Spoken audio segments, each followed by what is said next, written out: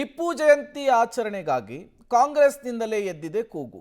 ಇದೇ ವಿಚಾರ ಈಗ ಬಿಜೆಪಿಗೆ ಅಸ್ತ್ರ ಆಗ್ತಾ ಇದೆ. ಬಿಜೆಪಿ ಇದನ್ನು ಆಕ್ಷೇಪಿಸ್ತಾ ಇದೆ.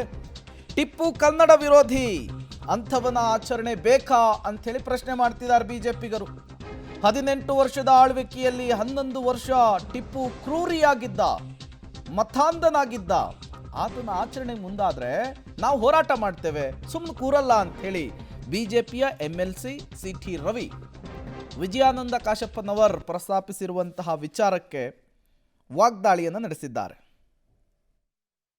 ರಾಜ್ಯದಲ್ಲಿ ಸಾಕಷ್ಟು ವಿವಾದವನ್ನು ಎಬ್ಬಿಸಿದಂಥದ್ದು ಟಿಪ್ಪು ಜಯಂತಿ ಆಚರಣೆ.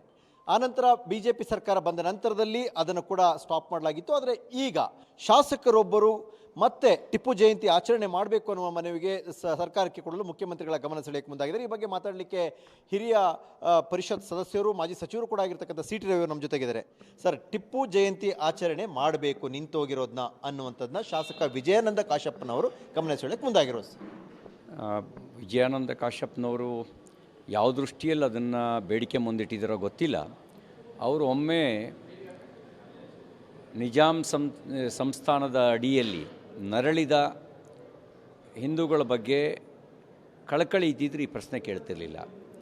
ಟಿಪ್ಪು ಸುಲ್ತಾನ್ ಅವರ ಆಡಳಿತದ ಅವಧಿಯಲ್ಲಿ ಕೊಡಗಿನ ಜನ ಅನುಭವಿಸಿದಂಥ ಯಾತನೆಯ ಬಗ್ಗೆ ಅರಿವಿದ್ದಿದ್ರೆ ಈ ಒಂದು ವಿಚಾರವನ್ನು ಅವರು ಮುಂದಿಡ್ತಿರಲಿಲ್ಲ. ಮಂಗಳೂರಿನಲ್ಲಿ ನೆತ್ತರಕೆರೆಯೇ ನಿರ್ಮಾಣ ಆಗಿತ್ತು ಕ್ರಿಶ್ಚಿಯನ್ರ ಮಾರಣ ಹೋಮದ ಹಿನ್ನೆಲೆಯಲ್ಲಿ.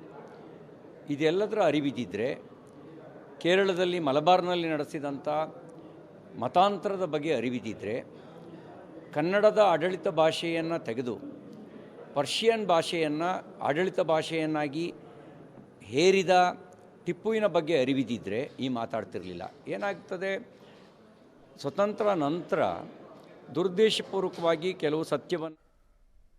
ಮತ್ತಷ್ಟು ಅಪ್ಡೇಟ್ಸ್ಗಳನ್ನು ನೋಡೋಣ ಒಂದು ಚಿಕ್ಕ ವಿರಾಮದ ನಂತರ.